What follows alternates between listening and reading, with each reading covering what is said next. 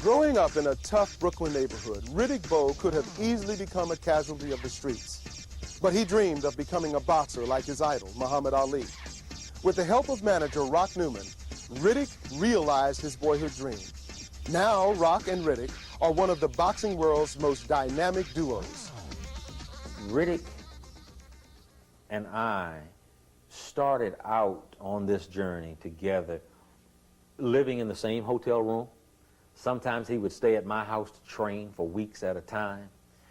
And he had the benefit of seeing up close what it took to make things happen. I was in one bedroom and he was in the next in my house, or we were sharing the same room together. And he'd run. He'd go to, there were instances when he turned the television off at midnight and I'd be on the phone working on the next deal. He'd wake up the next morning at 6 o'clock to go running, and I'd still be on the phone working on the same deal. So he got a real sense of us being so close together like that, of what it really took to make things happen for his best interest. So if someone came to him and told him that I was shucking and jiving or wasn't doing what I was supposed to do or tried to whisper in his ear as people do, that was kind of difficult for them to do because we were so close and he was seeing firsthand. And I never lied to him.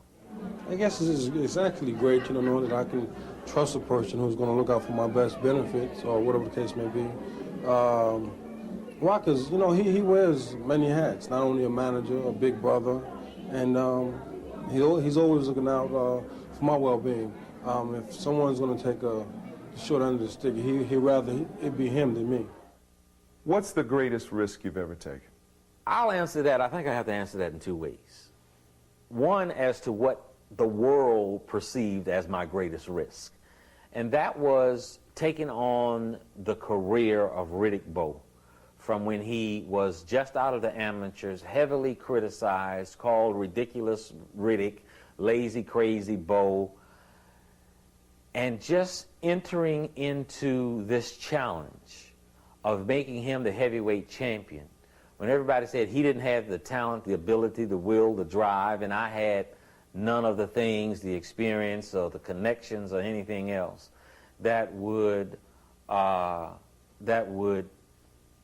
take him there. I really didn't see it as a risk.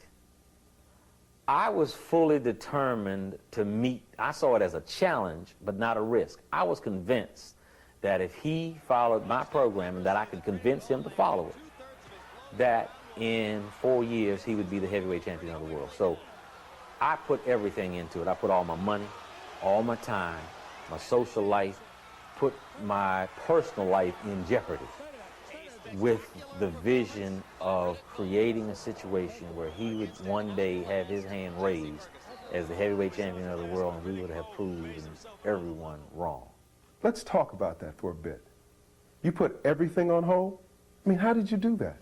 To me, everything that I did was a means to an end. That's why I said that everybody, people looking in from the outside looked and said, oh my God, this guy is crazy.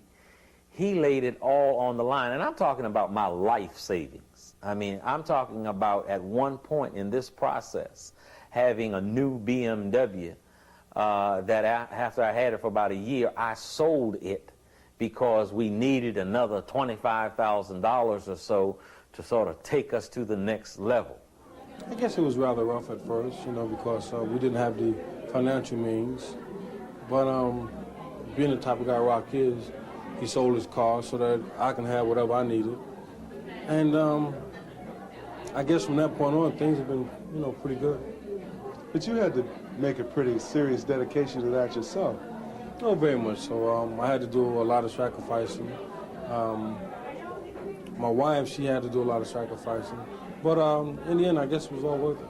What quality in yourself did it take in order for you to sustain that whole run to the heavyweight championship? Well, I guess my mother, she also played a big part in that. But I guess on myself, I guess a lot of determination and perseverance, because after the Olympic Games, a lot of people said Riddick Bowe had no heart, he had no character. And so I guess basically, success is the best to bring. So I just wanted to show them that all these things that were said and written about me wasn't true. So what is your stand in terms of giving back what part of your success to people who are less fortunate? Well, first of all, I'd like to go back to the ghetto, which I came from, and perhaps start a community center there, some type of program where the kids out of school can have some type of activities. Even perhaps go back to your old gym that I used to train at and fix that up. So what do you see yourself doing? Maybe taking your job one day. Great